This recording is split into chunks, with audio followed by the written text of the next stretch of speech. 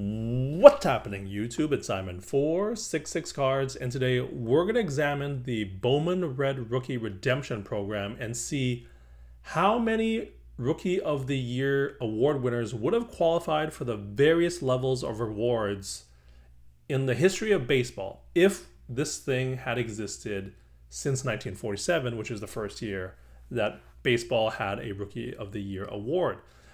If you are unaware of what the Bowman Red Rookie Redemption is, basically Bowman's going to start printing cards with this special red RC logo, which makes that card eligible for some rewards if that player ends up winning Rookie of the Year and other awards. And the rewards here are as follows. If they win Rookie of the Year, you get $100. If they win MVP or Cy Young once, it's $300, twice, $500, three times, $700. And then if they're inducted into the Hall of Fame, you get $1,000 with some caveats, and we'll talk through that in a bit. And so I'm going to take a look to see what would have happened if this Bowman Red Rookie Redemption program had existed since 1947 to see what percentage of Rookie of the Years would have reached these levels. So let's just jump right into the data. And I have it all on a spreadsheet here. You can see here the most recent year, 2024, and it goes all the way down to 1947. You can see here 47, 48. There was only one Rookie of the Year before changing that in 1949 to having an AL winner and an NL winner. And so that's what you see on the screen. A few caveats. You can see here I have some players that I have listed as expected Hall of Famers. It is Justin Verlander, Mike Trout, Judge, Ohtani, Bryce Harper, and Albert Pujols. I think those should be not too controversial. Now, judging by what you see on the screen, there is not a lot, and I'm not sure if that aligns with what you expected, but there is not a lot going on. A couple things of note. You will notice that Derek Jeter won Rookie of the Year, is in the Hall of Fame, but he has a DNQ next to his name, and so does Scott Rowland and Mike Piazza, and so a couple other players.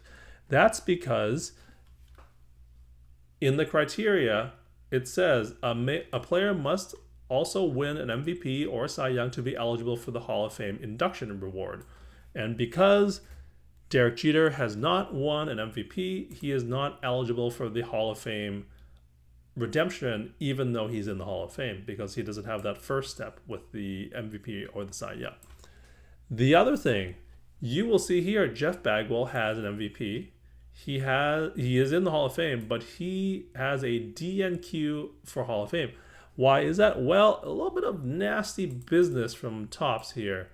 It says that a player must win Rookie of the Year and at least one MVP or Cy Young and be inducted into the Hall of Fame within 10 years of their retirement.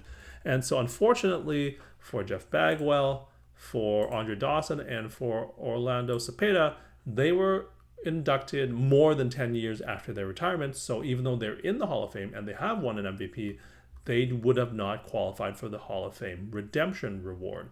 And so with that being said, this is the data. You can see it on your screen. A lot of blanks. And so hopefully this will not surprise you given the data I've shown you. But the percentage of players that have MVPs or Cy Youngs after winning Rookie of the Year is roughly 23%. This is based off of 156 Rookie of the Year award winners in the history of baseball.